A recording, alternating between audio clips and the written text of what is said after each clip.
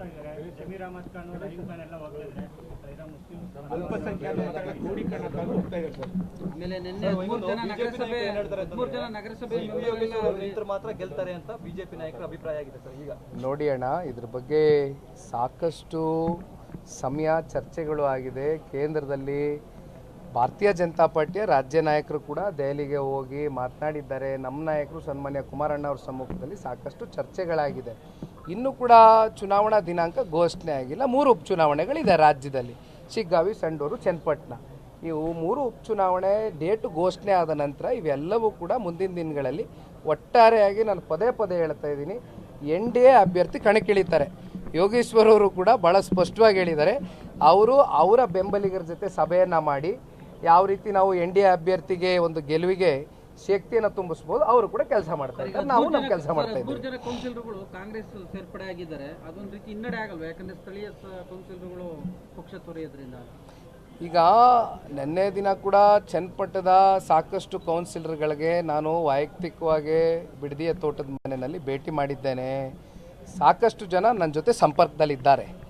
ಯಾರ್ಯಾರು ಸಣ್ಣ ಪುಟ್ಟ ಅಸಮಾಧಾನಗಳಿತ್ತು, ಕಾಂಗ್ರೆಸ್ನವರು ಕೆಲವೊಂದಷ್ಟು ಜನಕ್ಕೆ ಲೋಕಸಭಾ ಚುನಾವಣೆ ಸಂದರ್ಭದಲ್ಲಿ ಆಮಿಷವನ್ನು ಒಡ್ಡಿ ಅವ್ರನ್ನೆಲ್ಲರನ್ನೂ ಕರ್ಕೊಂಡಿರ್ತಕ್ಕಂಥದ್ದು ಕೂಡ ಜಗಜ್ಜಾಹಿರ ನಿಮಗೂ ಗೊತ್ತಿದೆ. ಆದರೆ ಇವೆಲ್ಲವನ್ನು ಸರಿಪಡಿಸ್ತಕ್ಕಂಥದ್ದಕ್ಕೆ ನಿನ್ನೆ ದಿನ ಸುದೀರ್ಘವಾಗಿ ನಾನು ತೋಟದ ಮನೇಲಿ ಕೂತ್ಕೊಂಡು ಮೀಟಿಂಗ್ ಮಾಡಿದ್ದೇನೆ. ಅತಿ ಶೀಘ್ರದಲ್ಲೇ ಕೆಲವೊಂದಷ್ಟು ಗುಡ್ ನ್ಯೂಸ್ ಕೊಡ್ತೇನೆ, ತಲೆ ಕೆಡಿಸ್ಕೊಬಿಡಿ.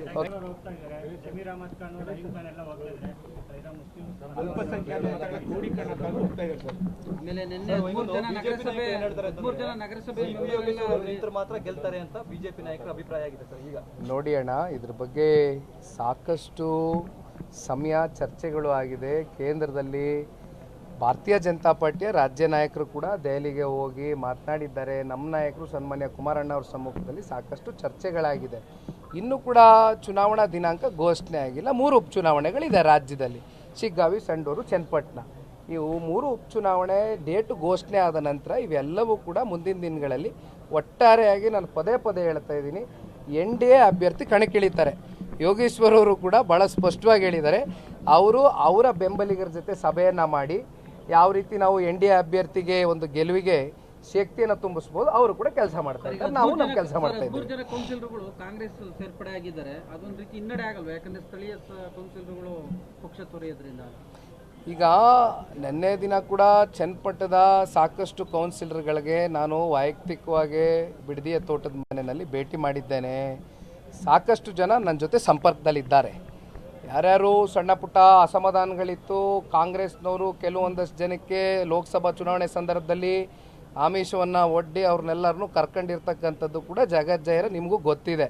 ಆದರೆ ಇವೆಲ್ಲವನ್ನು ಸರಿಪಡಿಸ್ತಕ್ಕಂಥದ್ದಕ್ಕೆ ನಿನ್ನೆ ದಿನ ಸುದೀರ್ಘವಾಗಿ ನಾನು ತೋಟದ ಮನೇಲಿ ಕೂತ್ಕೊಂಡು ಮೀಟಿಂಗ್ ಮಾಡಿದ್ದೇನೆ. ಅತಿ ಶೀಘ್ರದಲ್ಲೇ ಕೆಲವೊಂದಷ್ಟು ಗುಡ್ ನ್ಯೂಸ್ ಕೊಡ್ತೇನೆ, ತಲೆ ಕೆಡಿಸ್ಕೊಬಿಡಿ.